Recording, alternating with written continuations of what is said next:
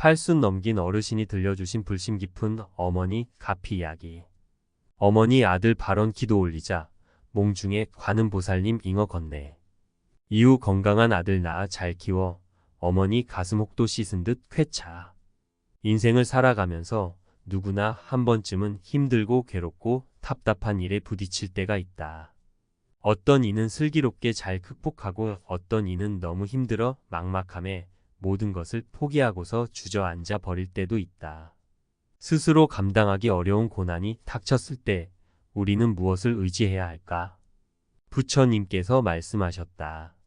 모든 선남자들이여 조금도 두려워하지 말라. 너희들은 마땅히 일심으로 관세음보살을 부르라. 관세음보살은 중생의 괴로움을 없애주시느니라. 지금부터 1년 전쯤이었다. 목포에 살고 계시는 최아묵의 거사님께 연락이 왔다. 연세가 80을 넘기신 어르신이었다. 스님, 제가 이제 세상을 떠나기 전에 제 모친의 기도, 가피 이야기를 세상에 남겼으면 하는 바람으로 스님께 연락을 드렸습니다.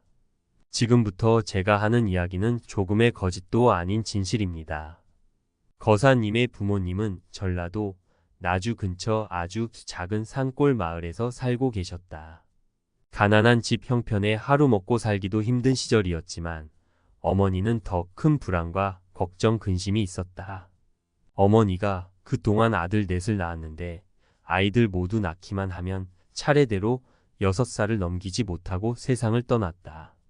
어머니는 하염없이 가슴을 내리치면서 전생의 업보가 두터워 내 팔자가 이리 더럽다고 오열하였다. 아버지는 화병이 나서 매일 술에 젖어 살았다. 항상 어머니를 때리고 구박하였다. 어머니는 불심이 깊었다. 틈만 나면 절에 가고 매일 연부를 하였다. 항상 관세음보살을 연불하였다. 퍽퍽한 살림 속에서도 조금씩 모아둔 쌀을 쥐고서 절에 가 불공을 올렸다. 어머니가 다니시던 절이 나주에 있는 보감사라는 절이었다. 집에서 절까지 10km를 걸어가야 했다. 어머니는 절에 가면 부처님 앞에서 건강한 아들을 낳게 해달라고 빌었다. 하염없이 관세음보살을 부르고 불렀다. 새해 첫날을 맞이하였다. 아버지가 술에 취해서 집 앞 물건을 다 때려 부수고 난동을 부렸다. 어머니는 서러워 펑펑 울었다. 그리고는 다음 날도 아침 일찍 일어나 절로 향했다. 법당에 앉아 부처님 앞에서 숨죽여 울면서 눈물을 흘렸다. 그저 관세음보살을 불렀다. 부르고 또 불렀다. 순간 비몽사몽이었다. 왕관을 쓴 보살님이 나타났다. 큰 잉어를 건네주며 말씀하셨다. 집에 가져가서 잘 키워라. 화들짝 놀라며 치마폭에 잉어를 덥석 안고 집으로 돌아왔다. 그 순간 잠에서 깼다. 꿈이었다. 주변을 둘러보니 법당 아니었다. 희한한 꿈이다. 어머니는 집으로 돌아왔다. 법당 안에서 잉어 꿈을 꾸고 나서 얼마 뒤에 임신을 하고 달을 채워 아들을 낳았다. 어머니는 삶의 희망을 되찾았다. 막둥이도 6살을 못 넘길까 걱정됐지만 꿈에서 관세음보살이 점지해준 자식이니 불보살이 보호해 주실 거라는 확신이 들었다. 어머니는 매일 새벽에 기도를 올렸다. 새벽마다 정한 수를 올린 뒤에 손을 비비면서 하염없이 관세음보살을 불렀다. 관세음보살님, 부디 우리 아들 건강히 자라게 해주시고 하는 일 모두 다 잘 풀리게 해주십시오. 그저 우리 아들 건강하고 잘 되게 해주십시오. 관세음보살을 부르며 오직 아들이 잘 되기만을 빌었다. 단 한 번도 자기 자신을 위해 기도한 적이 없던 분이었다. 어머니 나이가 40대 즈음, 아들의 나이가 7살쯤 때였다. 어머니 젖가슴에 큰 혹이 자랐다. 지금 생각하니 유방암이었던 것 같다. 병원 없던 시골 마을에서 어머니는 아들을 남기고 숨을 거두었다. 아버지는 어머니의 시신을 방 안 한 구석에 두고 장례 준비를 하러 나갔고 어린 아들은 차가워진 어머니 품에서 엄마 몸을 주무르며 울고 있었다. 어머니가 숨이 끊긴 뒤였다. 어머니는 꿈을 꾸었다. 멍하니 저승길을 걷고 있었다. 길을 걷다 고개를 넘으려는데 갑자기 왕관을 쓴 보살님이 나타났다. 어디 가느냐? 왕관 쓴 보살님을 쳐다보니 하얀 닭을 안고 계셨다. 보살님이 닭을 어머니에게 주며 말씀하셨다. 이 닭을 놓치지 말고 잘 갖고 있어라. 어머니는 얼떨결에 닭을 받았다. 가슴에 아는 닭이 갑자기 부리로 어머니의 젖가슴을 마구 쪼아댔다. 엄청난 통증이 밀려왔지만 놓지 말라 했기에 꾹 참고 닭을 계속 안고 있었다. 젖가슴을 마구 쪼던 닭이 갑자기 어머니의 목에 대고 큰 소리로 외쳤다. 꽃기여. 닭의 울음소리와 함께 어머니는 눈을 번쩍 떴다. 멀리서 아들의 울음소리가 들렸다. 정신을 차려보니 아들이 옆에서 목이 찢어지게 울고 있었다. 어머니는 아들의 울음소리를 들으며 생각했다. 내 아들 두고 이대로 갈 순 없다. 이대로 갈 순 없다. 가까스로 몸을 일으키고 정신을 차렸다.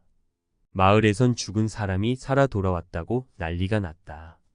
어머니는 약초를 찧어서 가슴에 발랐다. 민간치료였다. 며칠 후였다.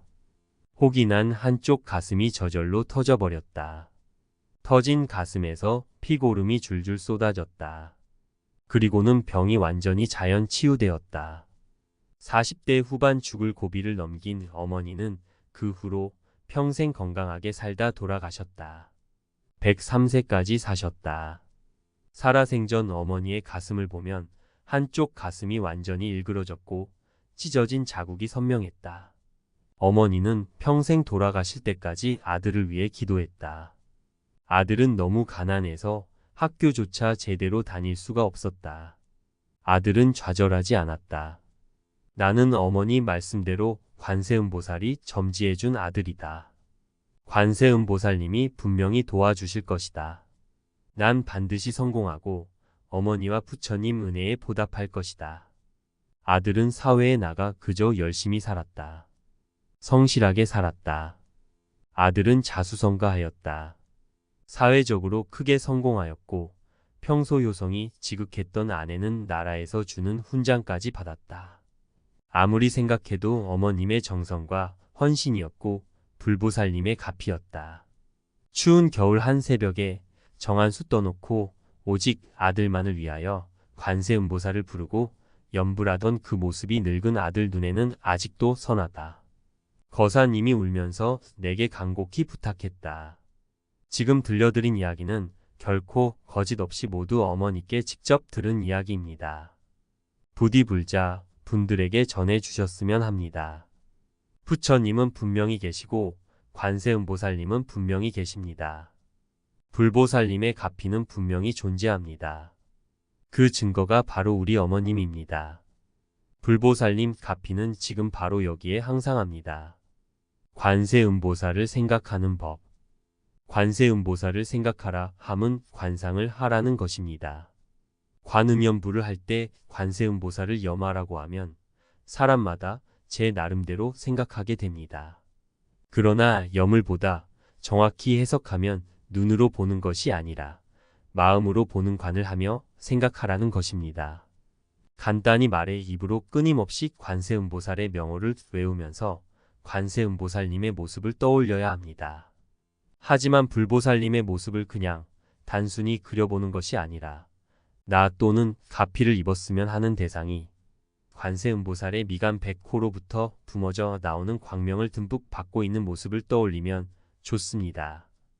한 예로서 어머니가 아들의 대학시험 합격을 위해 관세음보살을 외우며 기도를 올린다고 합시다.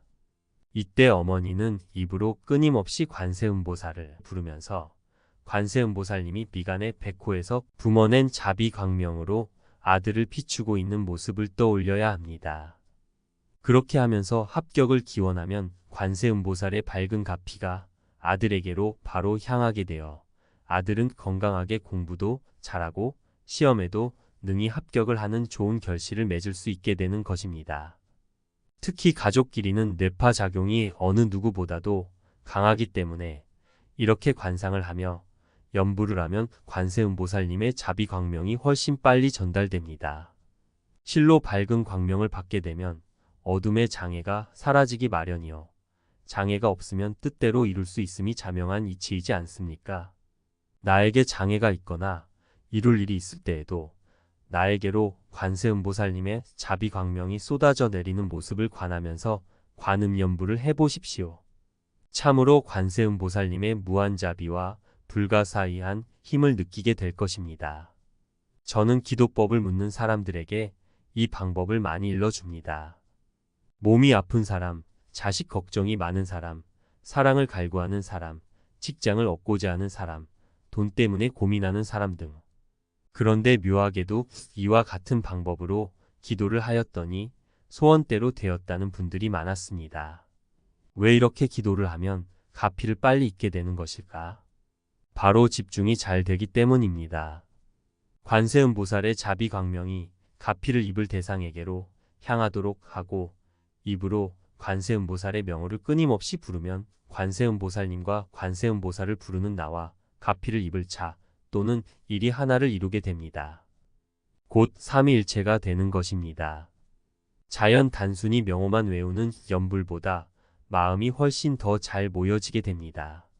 모름지기 집중이 잘 되면 마음이 고요해지고 마음이 고요해지면 맑아지고 마음이 맑아지면 밝아져서 마침내 지혜의 빛이 뿜어져 나오게 됩니다. 그때가 되면 녹아내리지 않을 업장이 어디에 있고 이루지 못할 기도가 어디에 있겠습니까? 한 가지 당부를 드리고 싶은 것은 이렇게 관상을 할 때 눈을 뜨고 관하는 습관을 들이라는 것입니다. 관상을 할 때 눈을 뜨고 있으면 생각이 자꾸 흩어지는 것 같고 눈을 감으면 마음이 잘 가다듬어지는 것 같이 느껴집니다. 물론 초기에는 그러합니다. 그렇지만 며칠을 지나서 보면 눈을 감을수록 번뇌가 더 많아지는 것을 알 수 있게 됩니다. 잘 명심하셔서 눈을 뜬 채로 관상을 하시기 바랍니다.